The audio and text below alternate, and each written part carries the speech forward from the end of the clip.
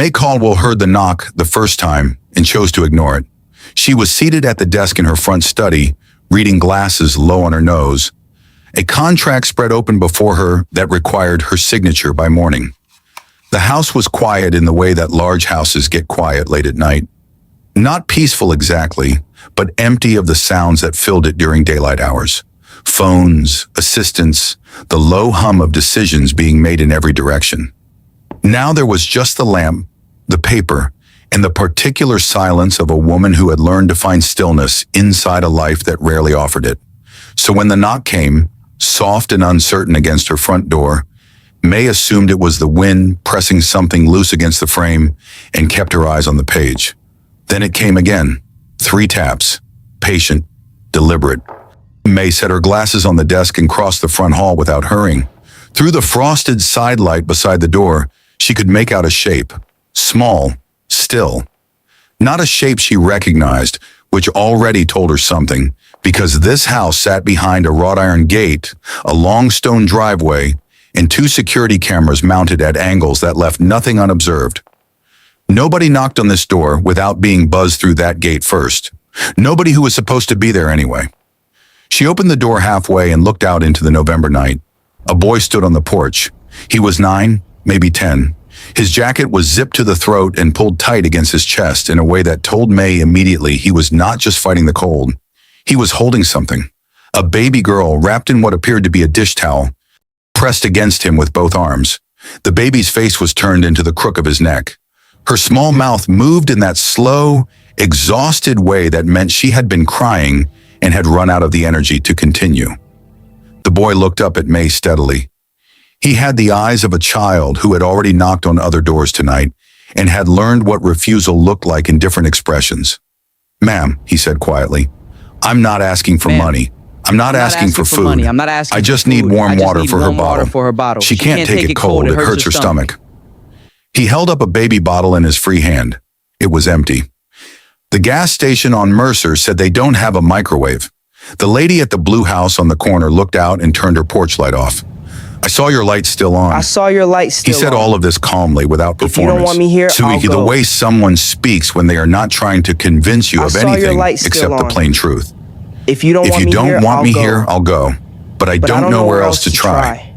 May said nothing for a moment. She looked at the bottle. She looked at the baby. She looked at the boy's face, which was tired in a way that went deeper than one night.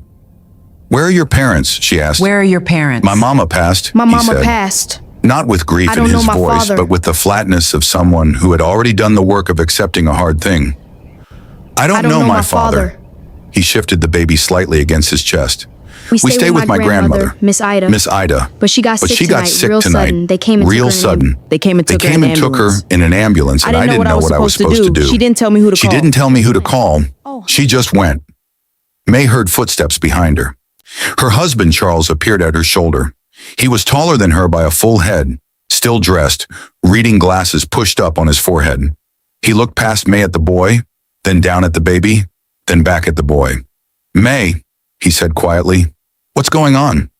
"A child," she said, "asking for warm water." Charles looked at her. Then he looked at the porch again.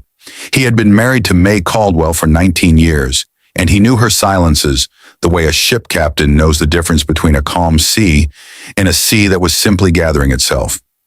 He also knew that when May stood in a doorway and did not move, she was not yet decided, and not yet decided from May was not the same as no. "Son," Charles said, leaning slightly past her shoulder. "What's your name?" "Marcus," the boy said. "Marcus Ellis." "And she's Rosie." He tilted his head slightly toward the baby. "Rosie May Ellis." A small pause. Then, as if he felt the need to account for the name, Grandma named her after someone she loved. "Hello, friends, welcome. Before we begin, please like this video, share it, and subscribe to the channel. Also, let us know in the comments where you are watching from. Are you watching from the United States, the United Kingdom, Canada, Nigeria, Ghana, South Africa, or somewhere else in the world?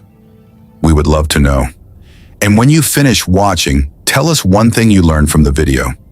May had not built what she built by opening doors without knowing what was behind them. She had grown up understanding that the world did not hand things to people who looked like her, and that every door she had ever walked through. She had pushed open herself with both hands. The company she ran, Caldwell Group, had a valuation that put her name in magazines she used to read in waiting rooms as a girl. Back when she and her grandmother shared a 2-room house in Macon with a space heater that worked when it felt like it. She understood poverty. She understood the texture of it, the way it sat in the bones, and the way it shaped a child's posture without that child ever knowing it was happening. But she also understood the other thing, the way need could be packaged, the way a story could be constructed with just enough detail to sound true. She had been approached by people with their hands out her entire adult life, and she had learned to recognize the small tells of performance, the trembling voice that came and went, and the detail that shifted slightly on second telling, the child too young to be coached but present anyway, because children made adults feel. May knew all of this, and she held it in her hand like a measuring stick whenever she stood at the edge of a decision like this one. The boy on her porch did not perform anything. He stood still. He did not look around at the house or up at the columns or over her shoulder into the foyer the way people did when they were calculating the worth of what they were looking at. He held his baby sister with the automatic, practiced ease of someone who had been doing it long enough that it no longer felt like an effort. And when he spoke, he said only what was necessary, not a word more, as if he had already learned that too many words made adults suspicious. "Where is your grandmother now?" May asked. "Grady," he said. "That's what the neighbor said. The ambulance man talked to Mrs. Fay from upstairs, and she told me Grady Hospital, but I don't know where that is from here. We came on the bus. We got off at the wrong stop, and I've been walking." He looked down at Rosie. "She started crying, and I used the last of what I had in the bottle about an hour ago. I thought she'd hold, but she's been fussing." "She's hungry," May said. "Yes, ma'am." "And you?" The boy blinked. "I'm fine." "That's not what I asked." A pause. "I ate at school," he said. "That was a while ago. But I'm fine. I just need the water for Rosie." May looked at him for one more long moment. Then she opened the door the rest of the way and stepped back. "Come in," she said. Charles was already moving toward the kitchen before the boy had crossed the threshold. May watched Marcus step inside with the particular caution of a child who had been taught, somewhere along the way, that being in a place he did not belong had consequences. He kept close to the edge of the foyer. He did not look up at the chandelier or the painting on the wall. He looked at the floor, then at Rosie, then at May, as if waiting for further instruction. "You can come all the way in," May said.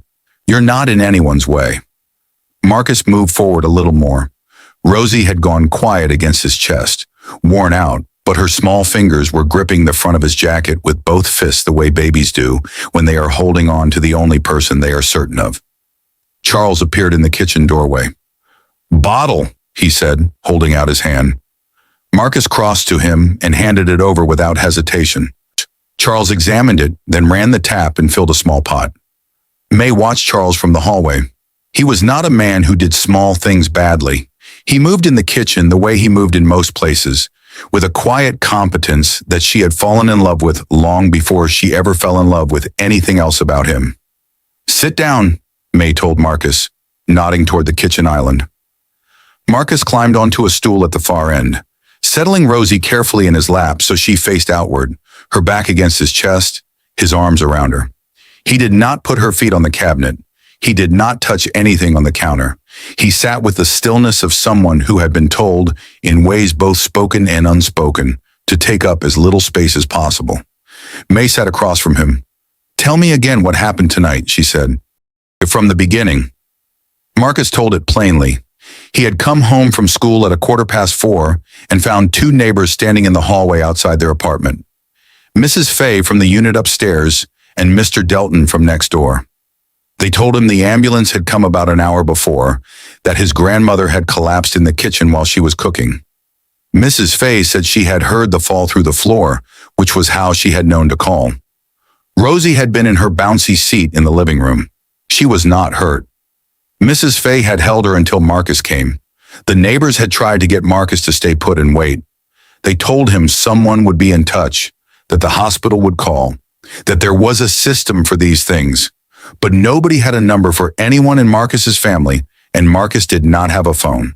When he had asked Mrs. Fay if he could use hers to call the hospital, and she had dialed for him, but the woman on the line said she could only release information to family, and when Marcus told her he was family, she said she needed an adult. Mrs. Fay had taken the phone back and tried, but she did not know enough about Miss Ida's situation to get through either.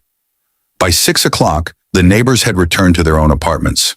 Not because they didn't care, Marcus said, but because they had their own things. He understood. He was not angry about it. He simply picked Rosie up, put her bottle and a spare diaper in his backpack, and left to find the hospital himself. May listened without interrupting. She noticed he did not editorialize. He did not say the neighbors were wrong or the hospital was unfair, even though both things could reasonably be argued. He reported the facts and then he stopped talking, the way someone does who has learned that opinions about how things should have gone don't change the way they actually went. Charles set the warm bottle on the counter. Marcus took it immediately, tested the temperature against his wrist the way someone had taught him, and then shifted Rosie to the crook of his arm and guided the bottle to her mouth.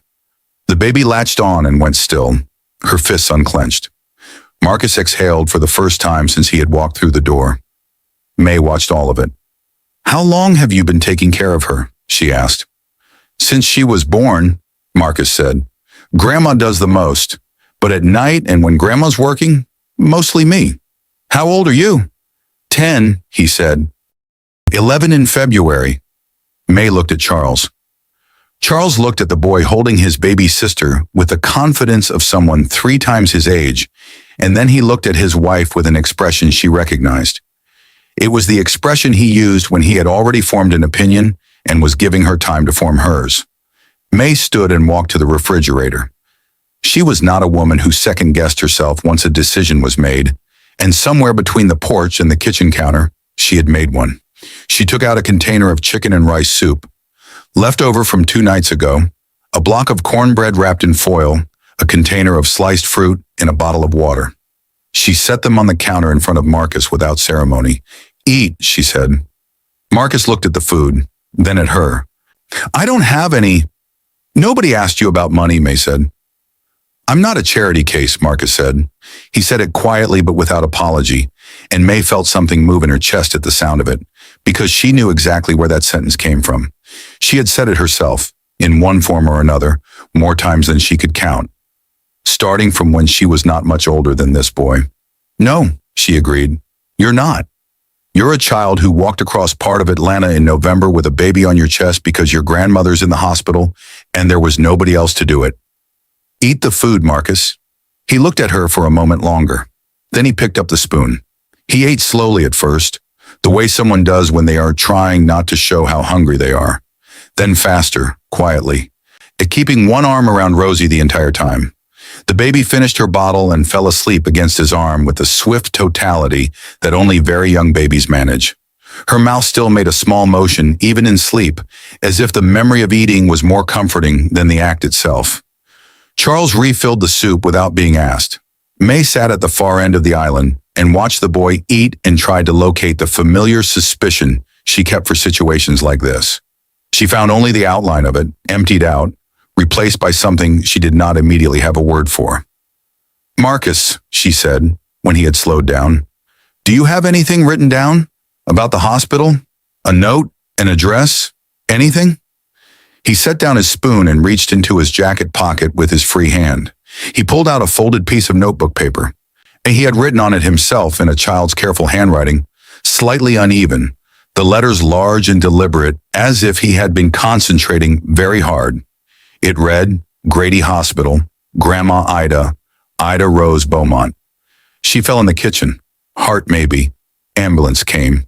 He had drawn a small cross beside the last line, the way children do when they are sending up a prayer and don't have the language for it yet.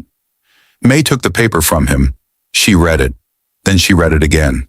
Charles was watching her. "May." She did not answer. She was looking at the name, Ida Rose Beaumont. Something was stirring at the back of her memory, slow and not yet fully formed, like a word at the edge of the tongue. She knew that name. Not well, not in the way you know the people who are woven into your daily life, but from somewhere, from something. She folded the paper once and set it on the counter beside her. "I'm going to call the hospital," she said. She stepped into the hallway to make the call. She asked for the emergency department. She was transferred once, then again. The third time, a nurse picked up and May gave her name in the calm, unhurried way that had been opening doors since she was 32 years old and had first learned what it meant to have a name that people recognized. She asked about a patient named Ida Rose Beaumont. She explained that she had the woman's grandson with her. The nurse put her on hold. A minute passed. 2. Then the nurse returned and her voice had changed in that specific way voices change when relief enters them. "You have Marcus?" the nurse said. "Yes." "Oh, thank God. We have been trying to locate him for 2 hours. The neighbor who called gave us her own number, but she hadn't heard from him, and we were about to contact the department." "He's here," May said. "He's safe." "How is Mrs. Beaumont?" The nurse paused. "She's stable right now. She's in cardiac monitoring. We're still running tests. It was a significant episode, and we need to understand what we're dealing with before we can say more."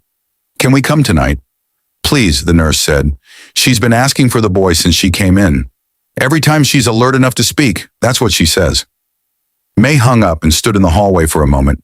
The lamp beside the console table cast a narrow, warm light across the floor.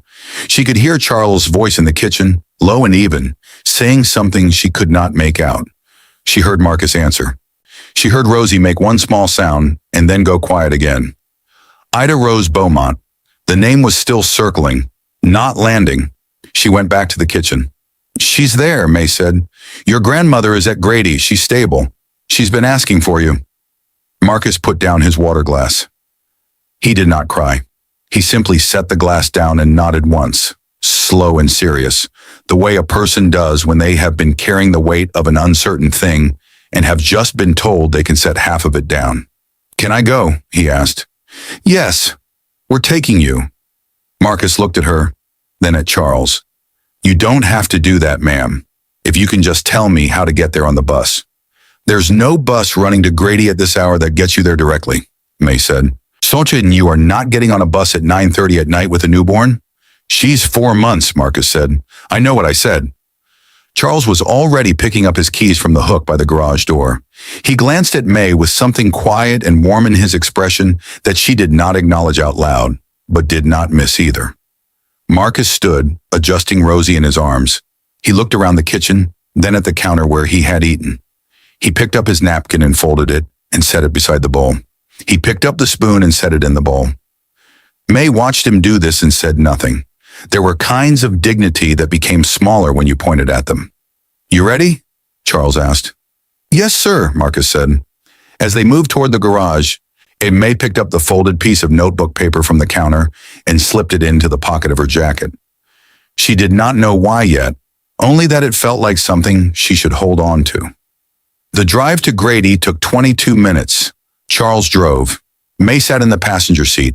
Marcus sat in the back with Rosie, who had woken briefly at the motion of the car and then settled again into the particular contentment of a baby in motion. The city moved past the windows in long, slow stripes of light. Atlanta at that hour was its own kind of quiet, not empty but resting, the way cities do between the last of the night people and the first of the morning ones. Marcus did not speak much on the drive. He answered when Charles asked him things, short and polite. He told them he was in 5th grade at Carver Elementary. He told them he liked math and did not mind reading. He told them his grandmother had worked as a home care aide for most of his life, going to other people's houses to help those who couldn't fully help themselves, and that she had done it 6 days a week for as long as he could remember and never once complained about it, which he thought was remarkable, though he did not use that word. May listened and watched the road and kept her hand in her pocket against the folded paper. Charles caught her eye once in the rearview mirror. She looked away. At Grady, the emergency entrance was lit up white and relentless against the dark. Charles pulled up to the doors. May was out of the car before he had fully stopped. She moved through the sliding doors into the front desk with the particular forward motion she had developed over decades of walking into rooms where she was not expected. She gave her name. She asked for the charge nurse on the cardiac floor. She said she had the patient's grandchildren with her. The nurse at the desk picked up the phone, spoke 3 sentences, and then looked at May with the expression of someone who had just been told to smooth the way. Someone will be right down, the nurse said. May turned and went back to the doors where Charles and Marcus were just coming in. Rosie had begun to fuss again, a thin, reedy sound that Marcus was answering with a low, constant murmur against the top of her head, the way someone does who has learned that presence is its own form of comfort. They're coming down, May told him. Marcus nodded. His eyes were already moving through the space, scanning for the direction his grandmother might be in, as if she were a point on a map he had memorized without yet finding. A nurse appeared from the elevator, moving quickly. She slowed when she saw Marcus, and her entire face changed. "Marcus," she said. "Yes, ma'am. We have been looking for you, sweetheart. Come with me. She's going to be so glad." Marcus looked at May. It was a quick look, barely a second, but it asked something. "We're coming," May said. They rode the elevator to the 4th floor. The cardiac unit was quieter than the emergency department below, a different kind of urgency, slower and deeper, the kind that ran beneath the surface of everything rather than across the top of it. They walked down a corridor lined with doors, each one holding its own story behind it. At the end of the hall, the nurse stopped outside a room with a small window set into the door. "She's awake right now," the nurse said softly. "She was asking for him about 30 minutes ago. She may be in and out. She's on monitoring and she's stable, but I want you to be prepared for her to look a little different than you're used to." She looked at Marcus when she said it. Marcus gave a single nod, the same nod he had given when May told him his grandmother was stable. Not a child's nod of compliance, but something older. The nurse pushed the door open. Marcus went in first. May and Charles stood in the doorway. The woman in the bed was in her late 60s, perhaps 70. She was slight, silver-haired, her face the color of dark river clay. She lay against the pillow with the particular stillness of someone conserving energy the way the body does when it has spent more than it meant to. Monitors surrounded her, their quiet, steady sounds filling the room. An IV ran from her left arm. Her hands rested on top of the blanket, still and folded. When Marcus crossed to the bed, her eyes opened. She looked at him for a moment without speaking, and in that moment something passed across her face that May had no word for. Not just relief, not just recognition. Something older and deeper than both of those. The look of a woman who had been holding on to something very tightly and had just been told she could breathe. "Baby," she said. Her voice was low, worn at the edges, but steady. "I'm here, Grandma," Marcus said. He stood at the side of the bed. Well, he did not reach for her hand right away. He gave her a moment to take him in, to confirm for herself what her eyes were telling her. "Rosie!" Not a question, a search. Marcus turned slightly and Rosie was visible in his arm. Miss Ida's eyes found the baby and did not leave her for a long moment. "She's all right," Marcus said. "She ate. She's sleeping." Miss Ida exhaled. It was the sound of a woman releasing a breath she had been holding since she hit the floor of her kitchen. May stood in the doorway of that hospital room and felt the name Ida Rose Beaumont finally find the place inside her it had been looking for all night. It came back not as a sequence of events, but as a sensation first. Heat, the smell of something burning. The sound of her own breath inside a car that was no longer moving in the direction she had meant for it to move. 8 years ago. She had been driving back from Birmingham alone, late in the evening on the interstate, and a car had drifted from the left lane without warning. The collision had not been violent in the way she had always imagined crashes would be, sudden and thunderous.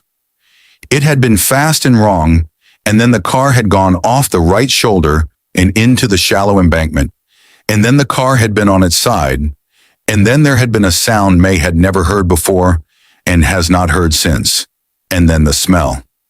She had not been able to get the door open. The window on her side had come down partially and then stopped. She had been conscious and she had been aware of the smoke, and she had been aware that conscious and aware were two things that could end at any moment, and she had begun to do the calculating that the mind does in a crisis, the rapid assessment of options and the rapid elimination of them. Then a voice, outside the window, calm, unhurried in a way that should have been impossible given what it was looking at. "I see you in there, baby. I see you. Don't you move around too much, you hear me?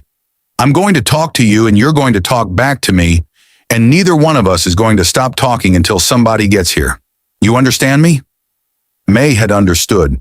The woman had stayed at that window for 11 minutes. May had counted afterward when she was capable of counting. 11 minutes in which she spoke to May steadily, aided without fear and without false promise, asking her questions to keep her alert, telling her small things about herself to keep her anchored to the sound of a human voice. She had not tried to pull the door open. She had not pulled out her phone to take a picture or to post to any platform. She had simply stayed. When the fire truck arrived, the woman had stepped back to give them room, and when the paramedics had gotten May out and strapped onto a stretcher, May had turned her head looking for the woman and had seen only the edge of her coat as she walked back toward an older car parked on the shoulder. May had tried to find her afterward. She had described her to the highway patrol officer. She had described her to the newspaper reporter who called 3 days later when the story ran 2 small paragraphs on an inside page. She had asked her assistant to make inquiries. Nobody had come forward. The woman had simply appeared and then been gone, the way some people pass through the moments that need them, without waiting for acknowledgement. May had thought about her perhaps 100 times since. She had not thought she would find her in a hospital bed in Atlanta, with her grandson holding a baby girl named Rosie May. She stepped forward into the room. Marcus was standing beside the bed. Miss Ida's eyes were open and clear, watching her grandson with the steady attention of someone who is memorizing a thing. Charles remained just inside the doorway, reading the room, which was something he was quietly excellent at. May walked to the foot of the bed. Miss Ida's eyes shifted to her. They moved over May's face in the way an older person looks at someone they are trying to place, tracking the familiar beneath the unfamiliar, looking for the thread that connects what they are seeing now to something they have seen before. May let her look. After a moment, she said, "My name is May Caldwell. Your grandson came to my door tonight asking for warm water for the baby. I'm glad he did." Miss Ida studied her. "You live over on Ashford?" "Yes, ma'am." "The big house with the iron gate?" "That's right." Miss Ida looked at her for another long moment. Something shifted in her expression. Not dramatic, just a quiet internal arrival, the way a memory surfaces when you stop reaching for it. "I know your face," Miss Ida said slowly. May held her gaze. "Bosh, you might." "Where do I know you from?" May said quietly. "The side of I-20, about 8 years ago. You stayed with me at my car window until the fire truck came." The room went still. Miss Ida's eyes did not move from May's face. Several seconds passed. Then she let out a breath that was not quite a sigh and not quite a sound. Just the body confirming what the mind had landed on. "Lord," she said softly, "that was you." "Yes, ma'am. I didn't know who you were." "I know. I just stopped because—" Miss Ida paused. "I couldn't leave somebody in a car like that." "I know," May said again. "I tried to find you afterward." Miss Ida shook her head faintly. "Wasn't anything to find me for. I didn't do anything anybody shouldn't do." May looked at the woman in the bed, the gray hair against the white pillow, the still hands, the eyes that were looking at her with absolutely no calculation in them, no awareness of what it meant to have once done something for someone who had since become a name that appeared in financial publications, on the boards of hospitals, on buildings all over the city. No awareness and no interest in having any. Just the steady gaze of a woman who had done a human thing and considered the matter closed. "You saved my life," May said. "The fire truck saved your life. You kept me conscious long enough for the fire truck to matter." Miss Ida regarded her. "I talked to you for a few minutes." 11, May said. 11 minutes. Miss Ida's gaze moved away from May then, toward the ceiling, toward some middle distance. After a moment, she said very quietly, 11 minutes. "Yes, ma'am." Charles had not moved from the doorway. Marcus was looking between the two women with the expression of a child who understands that something significant is happening between the adults and is waiting to learn its shape. Rosie slept on against his chest. Miss Ida's eyes came back down. She looked at May with something that was close to measuring, though it was a different kind than May was used to being measured with. "So this is how it circles," Miss Ida said. "Yes, ma'am," May said. "I believe it is." A doctor came about 40 minutes later. He was tall, unhurried, The kind of physician whose manner communicated that he had delivered enough difficult news in enough difficult rooms, that he had developed a specific way of entering them. His name was Dr. Warren. He looked at his chart, then at Miss Ida, and then at the group assembled at her bedside with the careful neutrality of a man who had learned not to make assumptions. "Mrs. Beaumont," he said, "how are you feeling?" "Tired," she said. "What's the damage?" Dr. Warren pulled a chair to the bedside and sat, which May noted. Doctors who sat down when they could have stood were telling you something about the kind of conversation you were about to have. He explained it plainly. Miss Ida had suffered what he called a significant cardiac event, which was his language for the fact that her heart had done something it should not have done, and the consequences of it would need to be addressed. She had a blockage. It had likely been building for some time, the kind of thing that sends small signals for months or years before it makes itself impossible to ignore. The fall in the kitchen had been the body's way of forcing the issue. "What are our options?" May said. Dr. Warren looked at her. "Are you family?" "She's with me," Miss Ida said, before May could answer. The doctor nodded once and redirected his attention to the chart. There were two options, he said. The less aggressive option involved medication and monitoring and significant lifestyle adjustment, and it carried with it a meaningful risk of a second, more serious event. The more aggressive option was a procedure, a stent, which would address the blockage directly and give the heart what it needed to function properly. The procedure was not without its own risks, but in his assessment, it was the correct path. "How soon?" May asked. "Ideally within the next 24 hours. Possibly sooner, depending on tonight's additional imaging." May looked at Miss Ida. "What are you thinking?" Miss Ida was quiet for a moment. Her eyes moved to Marcus, who sat in the chair in the corner with Rosie still against his chest, listening with the focused attention of a child who knew that the words being used were important even when he did not know all of them.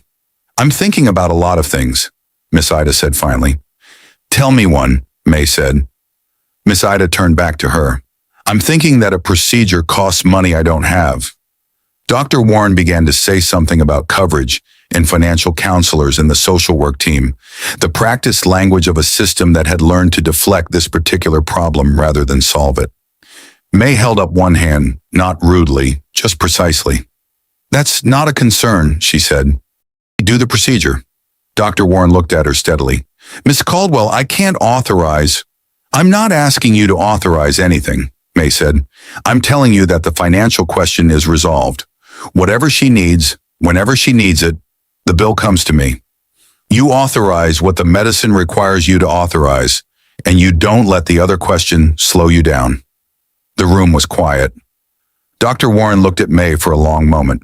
Then he made a note on his chart and stood. "I'll confirm the imaging schedule," he said. "We'll know more within the hour." He left. Miss Ida watched May from the bed. Her expression was careful, not ungrateful, something more complicated than ungrateful. "You didn't have to do that," she said. "I know. I don't take things I can't account for." "I understand that," May said. "I was raised the same way." She pulled the chair closer to the bed and sat. "But hear me out." Miss Ida waited. 8 years ago, you stopped on the side of a highway at night to stay with a stranger in a wrecked car. You did not stop because you knew who I was. You didn't know. You stopped because there was a person who needed someone to stay with them, and you were the person who was there. You didn't calculate it. You didn't weigh it. You just did it. May paused. "I've thought about that more times than I can count, because it is not the way the world usually works.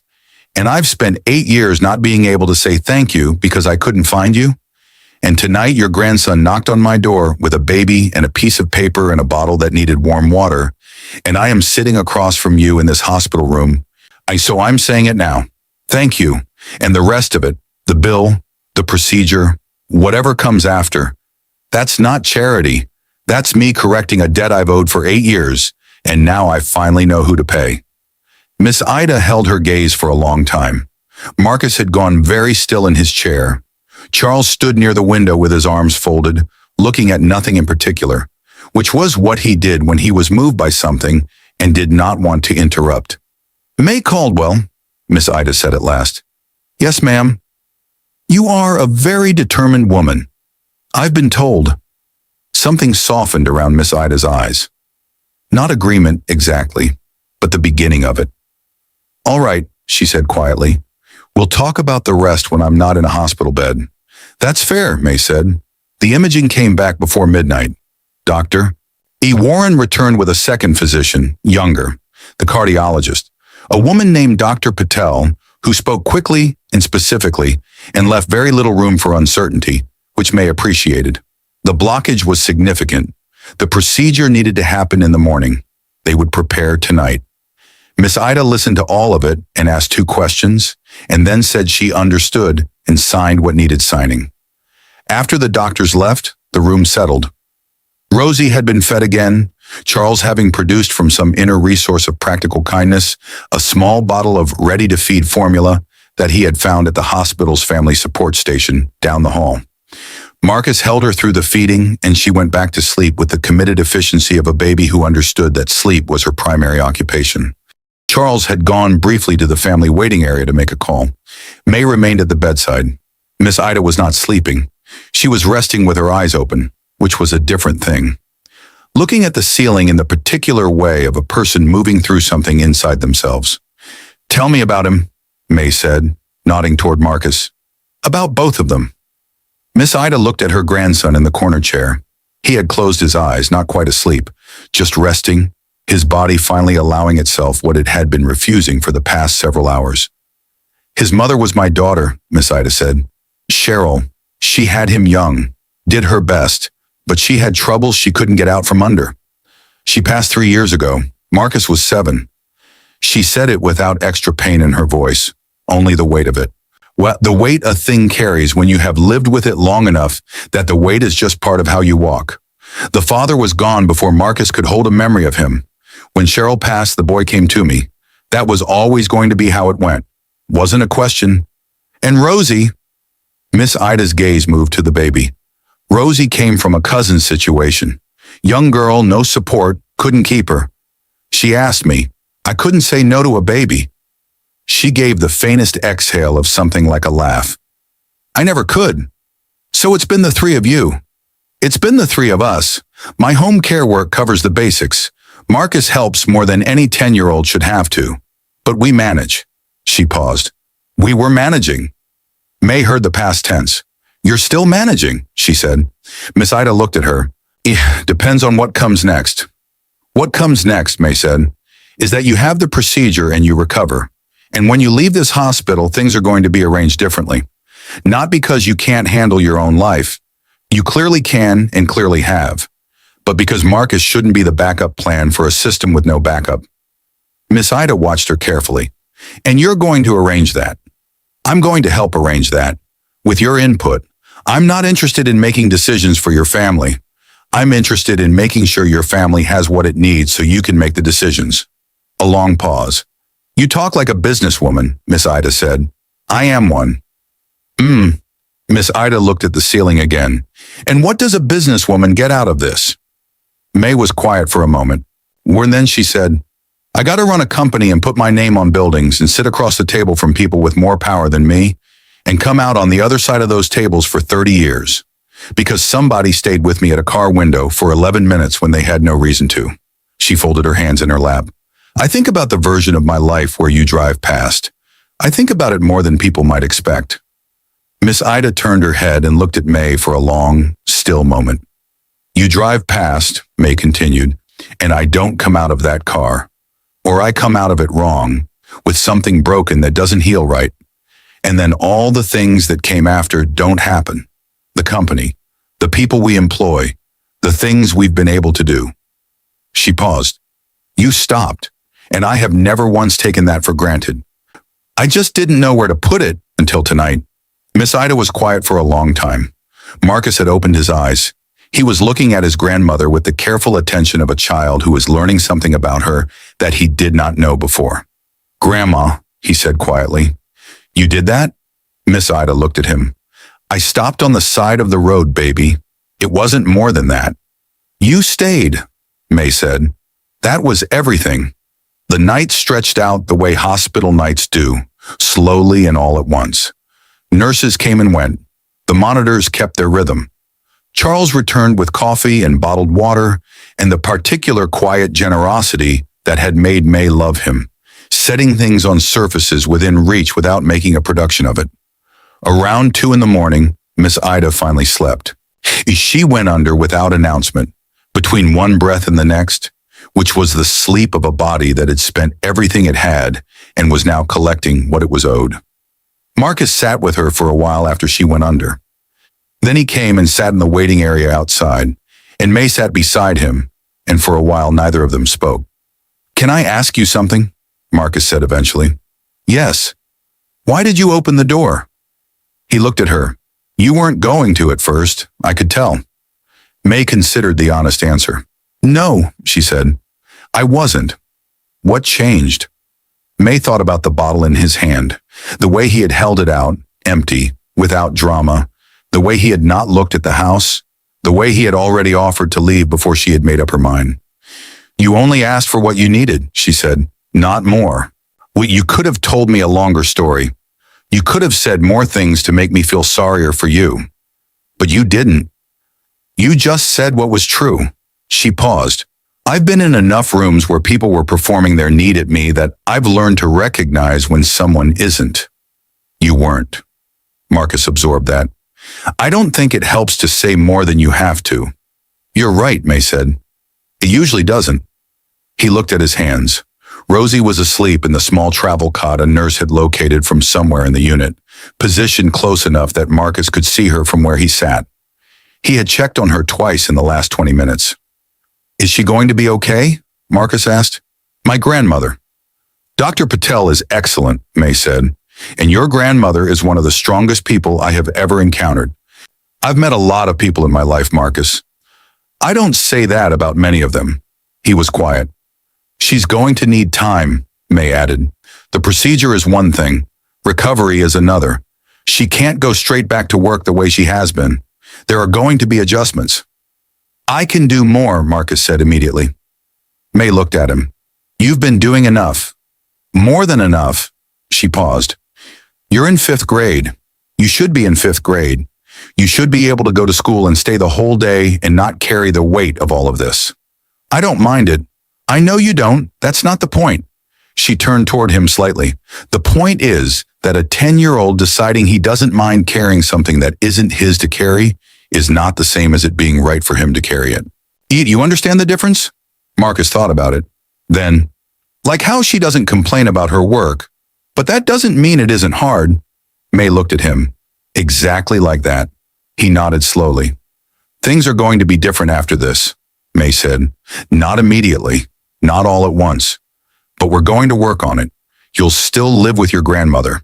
That doesn't change unless she decides it changes. But there will be support. Someone to help with Rosie when you're in school. Someone to help your grandmother manage the house while she recovers. And you," she said, "you're going to go to school every day, on time, and stay the whole day. That's not a request." Marcus looked at her. "You can't tell me what to do." "I'm aware," May said. "I'm telling you what I intend to help make possible. Whether you take it is up to you and your grandmother." A pause. "Why would you do all that?" Marcus said, not suspiciously, genuinely. "Because your grandmother once decided not to drive past a car on the side of a road," May said. "And that decision is why I'm sitting here. And I intend to do something with that. I have for 8 years. I just didn't know which direction to go until a boy knocked on my door asking for warm water." Marcus was quiet for a long time. Then he said, "She does that. Stops when most people don't." "I know," May said. "I'm living proof." He almost smiled. It was small and brief, and it crossed his face like a light passing through a window. Charles came and sat across from them. He looked at Marcus. "You doing all right, son?" "Yes, sir." "You should try to sleep some. Enter, we're going to be here a while, and you need to have something left when the morning comes." Marcus looked over at Rosie in the travel cot. "I'll watch her," May said. "You can sleep. I'll be right here." Marcus looked at Rosie, then at May, then at Rosie again, the weighing of it visible in the set of his face. "Okay," he said finally. He leaned back in the chair and closed his eyes, and within a few minutes he was gone, the way children go when their bodies finally overrule their minds. May sat across from him in the waiting area's flat fluorescent light and watched a 10-year-old who had walked across part of the city in November with his baby sister and a piece of notebook paper finally surrender to being tired. Charles reached over and put his hand over hers. She did not look at him, but she turned her hand over and held his. Morning came through the window of the cardiac unit the way it does in hospitals, not as an arrival, but as an increment. The quality of light in the hallway changed before the sky outside was fully bright. The sound shifted. Footsteps multiplied. A cart rolled past. A voice gave instructions somewhere down the hall. The unit began to animate itself in the purposeful, particular way of a place that does not have an overnight and a daytime, but simply has a continuous now that changes its staffing. Marcus woke before Rosie. He looked immediately toward her cot, then at May, who was sitting where she had been when he fell asleep. "She's been fine," May said. "She woke up once. Charles walked her for about 10 minutes. She went back down." Marcus stood and went to the cot and looked at his sister for a moment. She lay on her back with her arms up in the instinctive surrender position that babies default to, her small fists loose, her face completely at peace. "She's good here," Marcus said half to himself. "She is," May agreed. He looked over his shoulder at May. "Did you sleep?" "Some," May said, which was almost true. Charles came back from wherever he had gone, carrying a paper bag that turned out to contain breakfast sandwiches and orange juice from the cafeteria. He set it on the side table with the same ease he brought to every practical task, and Marcus looked at it and said he wasn't hungry, and then ate 2 sandwiches and drank both juice boxes without pausing, which was the answer that mattered. Dr. Patel arrived at 8:15. She reviewed the overnight imaging, confirmed the plan, and explained the procedure again with the brisk precision May had appreciated the night before. It would take between 1 and 2 hours. Miss Ida would be sedated. There was a family waiting area on this floor.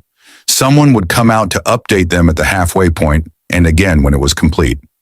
Miss Ida listened to all of this. Her eyes were clearer this morning, the rest having done some of what rest is supposed to do. She asked one question, "What's the failure rate?" Dr. Patel gave her the number without softening it. "Low, not 0, but low." Miss Ida nodded. "All right," she said. Marcus came to the side of the bed. He stood very close to it and looked at his grandmother. She looked at him. "I'll be here when you come out," he said. "I know you will," she said. "Right here." "Marcus," she held his eyes. "I'm not going anywhere." He nodded once. She reached up and put her hand briefly against his face. He stood very still for it. Then she lowered her hand and looked at May. "Thank you," she said, simply, without additional weight. "We'll see you in a couple of hours," May said. They wheeled Miss Ida out at 8:37. Marcus stood in the hallway and watched the bed move away from him and around the corner and out of sight. He stood there for a moment after she was gone, looking at the corner. Then he turned and walked back to the waiting area and sat down, and May and Charles sat with him, and they waited. May had spent a portion of the night on her phone, quietly while Marcus slept. She had sent 3 emails. She had made 2 notes to herself. True, she had found the name of a woman she knew who ran a nonprofit focused on kinship caregivers, grandparents and aunts and uncles raising children who needed someone to take them in. She had found the name of a pediatric home care coordinator at a hospital she sat on the board of. She had written down the name of the school district's family support liaison and put a note in her calendar to follow up at 9 o'clock Monday morning. She had not told Charles any of this. He knew anyway, the way he generally knew the direction she was moving in before she announced it, because he had been paying attention for 19 years. In the waiting area, while Marcus sat across from her and Rosie slept in the borrowed cot, and the clock moved in its slow, institutional way, Charles leaned close to May and said quietly, "How far are you planning to take this?" May looked at him. "As far as it needs to go." "That could be a long way." "I know." Charles was quiet for a moment. Then, "I'm with you." She looked at him. He was looking at Marcus, who had his elbows on his knees and was watching the hallway with the patient, steady vigilance of a child who had learned that attention was a form of protection. "He deserves better than what he's had," May said, low enough that Marcus couldn't hear. He's had his grandmother, Charles said. That's not nothing. No, May agreed. It's not. It's a great deal, actually, but she can't do it alone, and she shouldn't have to, and neither should he. Charles nodded. They said nothing more about it. The update came at the 1-hour mark, as promised. The procedure was progressing well. Another 45 minutes approximately. The nurse who delivered the update smiled at Marcus when she said it, a specific kind of smile, the kind that healthcare workers develop for the relatives of patients, warm but not overselling. Marcus said thank you. The next 45 minutes were different from the ones that came before. Something had shifted in the waiting. Before the update, it had been open-ended, carrying all possible outcomes. Now it was directed. Now it had a shape. It was still uncertain, but it was uncertain within a narrower range. And that narrower range felt like something that could be tolerated. Rosie woke up. Charles handled her while Marcus sat, because Marcus needed to sit. He changed her diaper with a methodical competence that made May smile quietly to herself. And then he walked her up and down the short length of the waiting area, humming something low and tuneless that she seemed to respond to, her head against his shoulder, her eyes on the ceiling tiles. At the 2-hour mark, Dr. Patel appeared in the waiting area doorway. Marcus stood up before she had fully crossed the threshold. She looked at him and she was smiling, the real kind, and May felt Charles's hand press briefly on her arm. It went well, Dr. Patel said. The procedure was successful. We were able to place the stent and restore proper blood flow. She came through beautifully. She's in recovery now, and she'll be moved back to her room within the hour. Marcus closed his eyes for approximately 2 seconds. Then he opened them. Can I see her? Very soon, Dr. Patel said. Oh, give us a little time to get her settled and then, yes. He nodded. He sat back down. He picked up Rosie from the cot and held her. Not because she needed it, but because he did. She curled against him without complaint.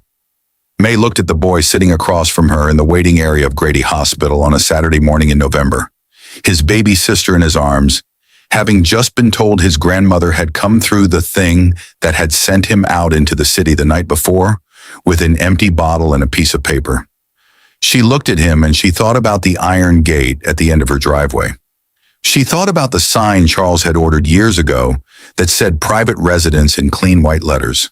She thought about the way she had stood in her doorway last night and calculated this child the way she calculated risk.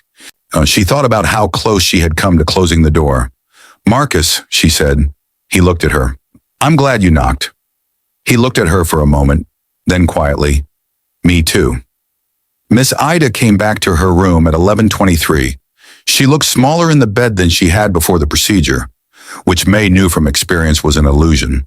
The body after sedation releasing the bracing that it carries when it is managing something, going slack and soft in a way that looked like diminishment but was actually the opposite.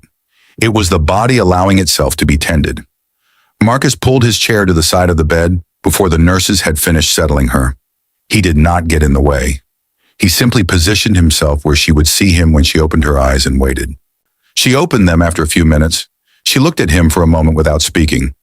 You're here, she said. Her voice was softer than before, the sedation still working its way out. I said I would be, Marcus told her.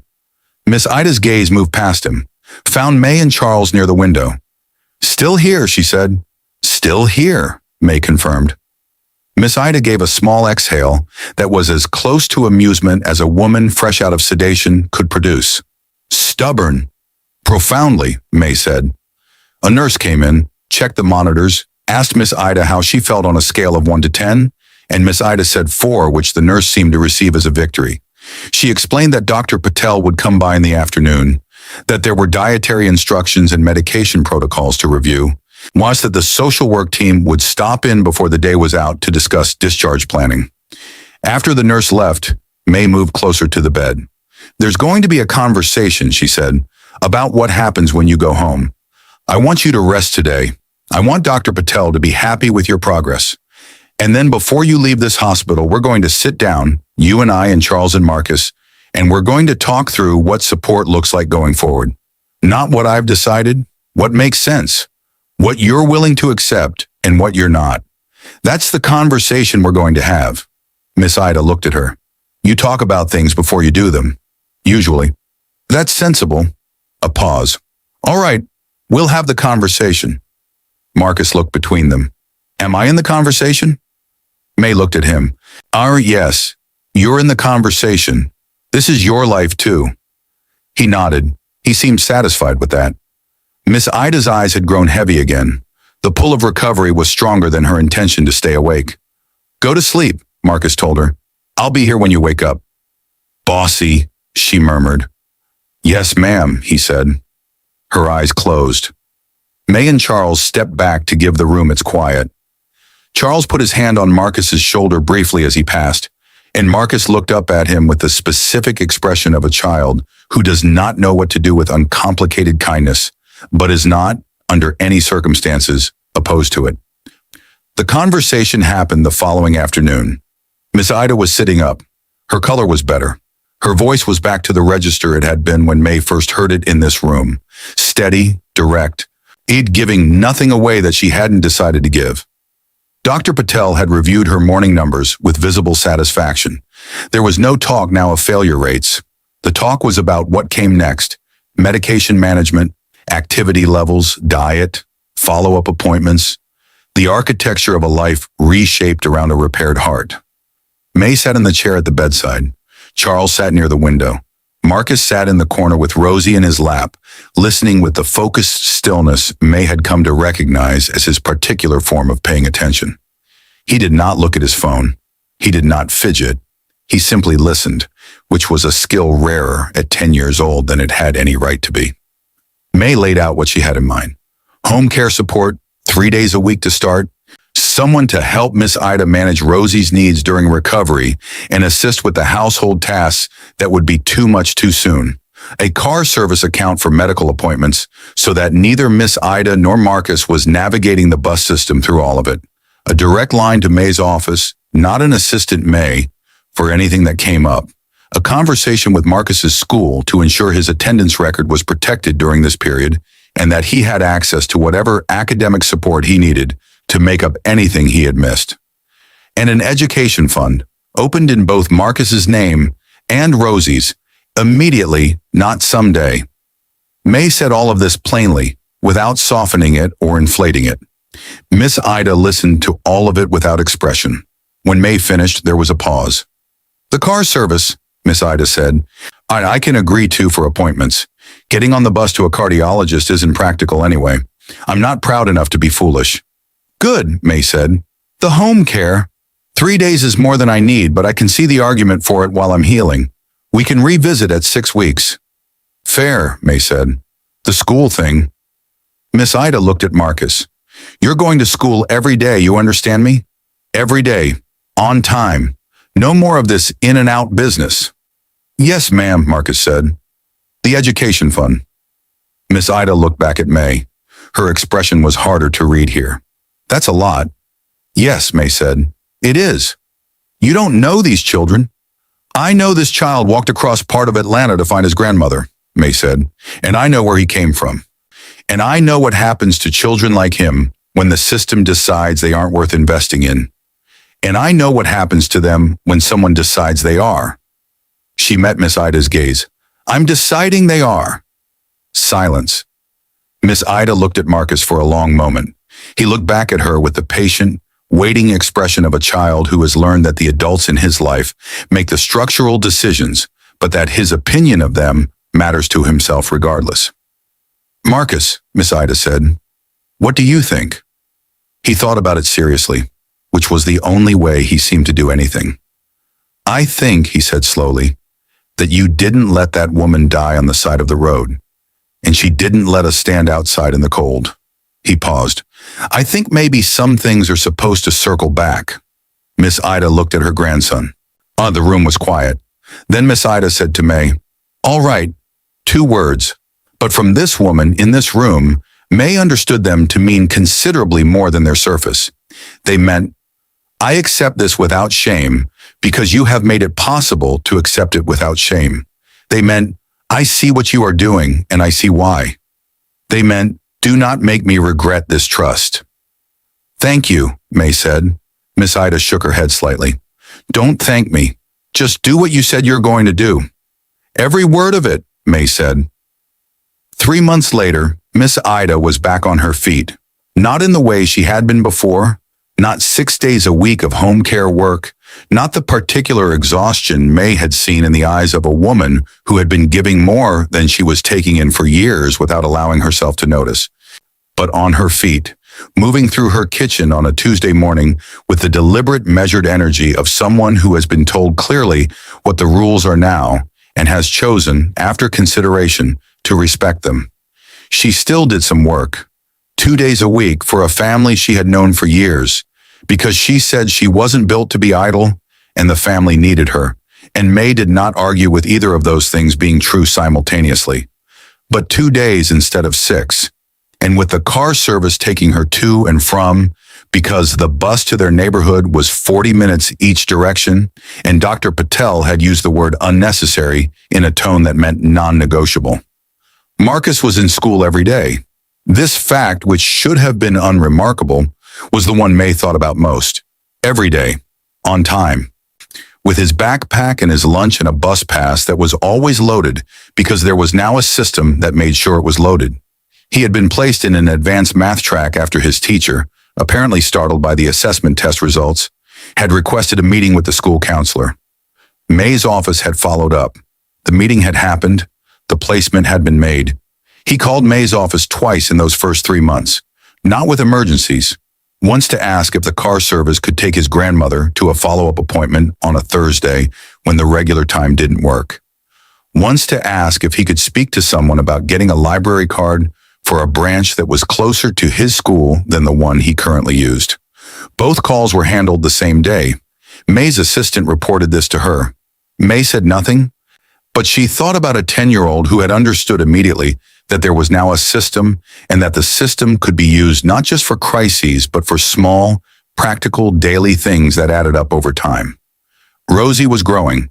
She had started making the particular sounds that preceded language, round vowel sounds that seemed to mean something without yet being anything specific. She grabbed at faces when they came close enough and held on longer than you expected. Marcus brought her to the park on Saturdays if the weather allowed, the same park he had walked past the night he got lost, and he pushed her in the stroller they had found at a consignment shop with the focused dedication of a person who considered this work important, which he did. May had been to the apartment 3 times. The first time was with a home assessment coordinator, practical, structural, looking at what needed to be different to support recovery. The second time was with a pediatric supply donation she had organized through one of her company's community programs.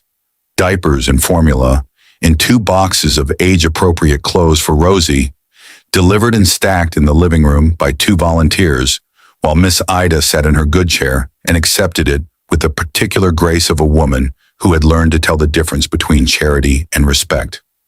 The third time May went alone. She brought nothing.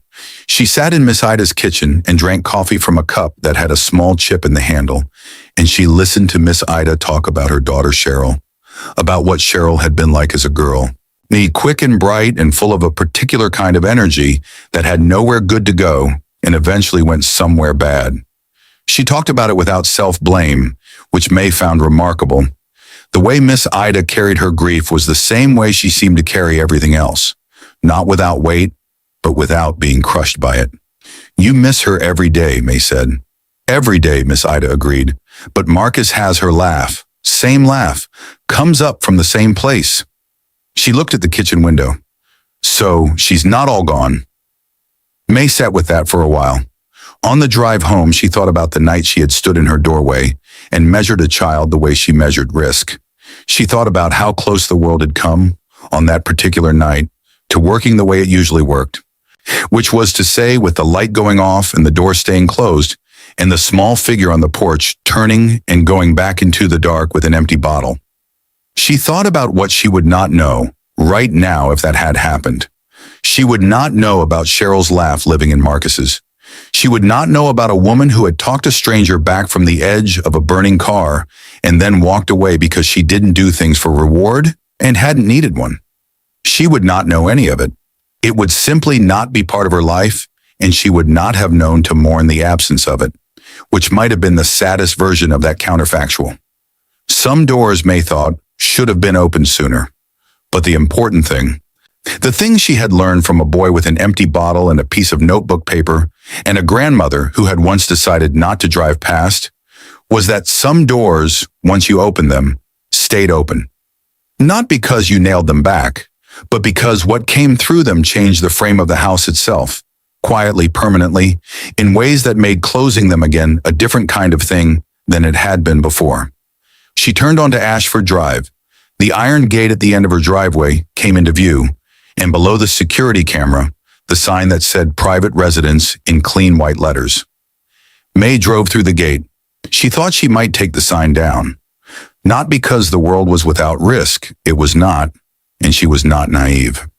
But because a sign that told people to stay away was not the same thing as a house that was careful about who it let in, and she was beginning to understand that she had confused those two things for longer than she cared to admit.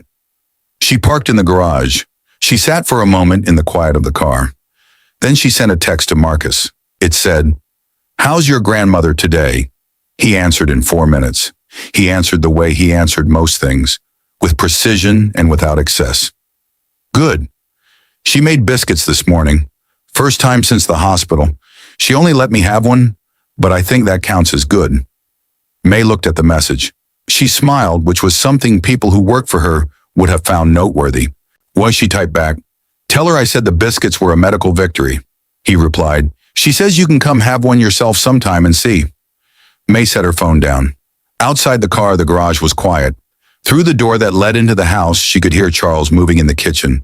The small domestic sounds of an evening beginning, a cabinet opening, water running, a sound she had taken for granted for 19 years and intended to take for granted for many more. She got out of the car. She went inside. The light in the front hall was on, the same lamp, the same warm circle of it across the marble floor. She passed it on her way to the kitchen and thought, not for the first time and not for the last, about a night in November when the right people had found each other through the oldest mechanism there is. Not technology, not systems, not the careful architecture of a life built to keep the uncertain out.